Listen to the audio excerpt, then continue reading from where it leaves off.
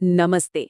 आजकल की दुनिया में जहां सब कुछ इतनी तेजी से भाग रहा है, जल्दी सीखने का दबाव हम सब महसूस करते हैं। चाहे परीक्षा की तैयारी हो या कोई नई स्किल, हर चीज फटाफट करने की एक उम्मीद सी बन गई है। और इसी दबाव के जवाब में इंटेंसिव लर्निंग यानी गहन शिक्षा का चलन काफी बढ़ गया है। ये एक ऐसी बात है जो शायद हम सबने कभी न कभी महसूस की होगी। एक तरफ समय की कमी और दूसरी तरफ जानकारी का पहाड़। ये आज की सच्चाई है। पर सवाल ये है कि क्या तेजी से सीखना हमेशा बेहतर होता है? तो आज हम इसी सफर पर निकलेंगे। हम शुरुआत करेंगे व्यक्तिगत स्टडी हैक्स से और पहुंचेंगे बड़े सामाजिक सवालों तक। हम देखेंगे कि ये स्पीड की जरूरत आती कहां से है, क्या ये तरीका वाकई काम करता है, और जब इसे बड़े पैमाने पर लागू करते हैं तो इसके क्या नतीजे हो सकते हैं। तो चलिए सबसे पहले ये समझते हैं कि आखिर इतनी तेजी की जरूरत पड़ती क्यों है। अब देखिए, एकेडमिक दुनिया में इसे इंटेंसिव कोर्स का नाम दिया गया है। राउटलेज की एक स्टडी के मुताबिक ये ऐसे कोर्स होते हैं जो एक पूरे सेमेस्टर का सिलेबस बहुत ही कम समय में पूरा करवा देते हैं। आइडिया ये है कि छात्रों को कम समय में ज्यादा से ज्यादा सिखाया जा सके। तो अब आता है सबसे बड़ा सवाल, क्या कम समय में ज्यादा जानकारी ठूस देने से सीखने की क्वालिटी पर कोई असर पड़ता है, या ये बस एक छलावा है? और इसका जवाब हमें कुछ हैरान करने वाले डेटा से मिलता है। 2010 की ये स्टडी उस आम धारणा को चुनौती देती है जिसके मुताबिक तेज फॉर्मेट में सीखने की क्वालिटी गिर जाती है। इस स्टडी में एक बहुत दिलचस्प बात सामने आई। छात्रों ने इंटेंसिव और पारंपरिक दोनों तरह के कोर्स में शिक्षकों को तो लगभग बराबर रेटिंग दी, लेकिन जब कोर्स की बात आई तो इंटेंसिव कोर्स को कहीं ज्यादा बेहतर बताया। इससे तो यही लगता है कि छात्रों को ये तेज रफ्तार वाला तरीका शायद ज्यादा पसंद आता है। और ये सिर्फ सूखे आंकड़े नहीं हैं, इसके पीछे असली अनुभव भी हैं। द गार्डियन ने एक ए लेवल रिवीजन बूट कैंप को कवर किया था। वहां 18 साल की एक छात्रा कैटरीना हॉविट ने कहा कि उन्हें लगता है कि इस फोकस्ड माहौल में उन्होंने पिछले कई महीनों की कॉलेज पढ़ाई से ज्यादा सीख लिया। ठीक है, तो अगर इंटेंसिव लर्निंग काम करती है तो सवाल ये है कि हम इसे अपने लिए कैसे काम में ला सकते हैं। चलिए रिवीजन के पीछे की साइंस को थोड़ा समझते हैं।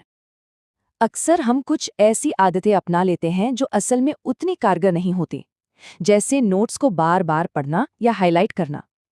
न्यूकैसल यूनिवर्सिटी और ऑक्सफोर्ड लर्निंग के हिसाब से ये सब पैसिव तरीके हैं। असली असरदार तरीके वो हैं जो एक्टिव होते हैं, जैसे खुद को टेस्ट करना या जानकारी को अलग अलग तरीकों से प्रोसेस करना।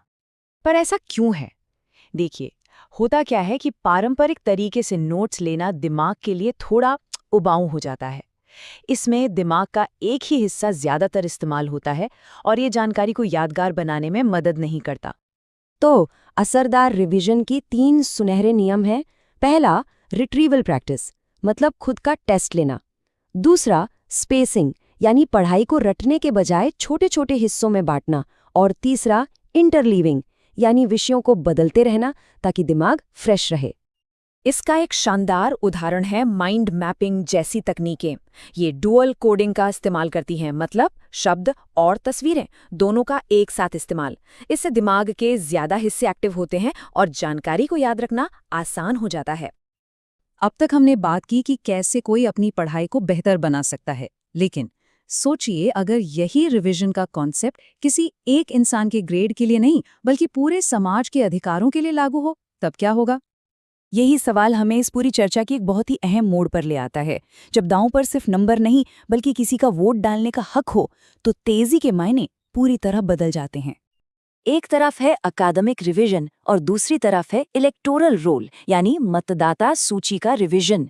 दोनों में जमीन आसमान का फर्क है। एक में गलती का मतलब कम ग्रेड हो सकता है, पर दूसरे में एक छोटी सी भी गलती किसी नागरिक को उसके वोट देने के अधिकार से हमेशा के लिए दूर कर सकती है। यहाँ दांव बहुत ऊंचे हैं। और ये सिर्फ एक थ्योरी नहीं है। ज्यूरिस डिस्पैच के मुताबिक भारत के बिहार राज्य में ऐसा ही एक मामला सामने आया। वहां राज्य चुनावों से महज 5 महीने पहले मतदाता सूची का एक विशेष गहन रिवीजन शुरू कर दिया गया। अब इस पूरी प्रक्रिया को अदालत में चुनौती दी गई और जो तर्क दिए गए वो बहुत गंभीर थे। कहा गया कि इतने कम समय में गलतियों का खतरा बढ़ जाता है और जरूरी कागजात जुटाने की जो शर्तें थीं वो गरीब, प्रवासी और हाशिए पर रहने वाले समुदायों पर एक बड़ा बोझ डाल रही थी, जिससे उनके वोट देने के अधिकार पर ही सवाल खड़ा हो गया। तो अब हम इस कहानी के सबसे बड़े सवाल पर आते हैं, रफ्तार बनाम इंसाफ। अब हम अकादमिक और नागरिक दोनों उदाहरणों से मिली सीख को एक साथ जोड़कर देखेंगे। एक बात तो साफ है, सही जगह और सही तरीके से इस्तेमाल करने पर इंटेंसिव लर्निंग वाकई एक बहुत शक्तिशाली टूल हो सकती है। ये छात्रों को फोकस करने और बेहतर नतीजे हासिल करने में मदद कर सकती है।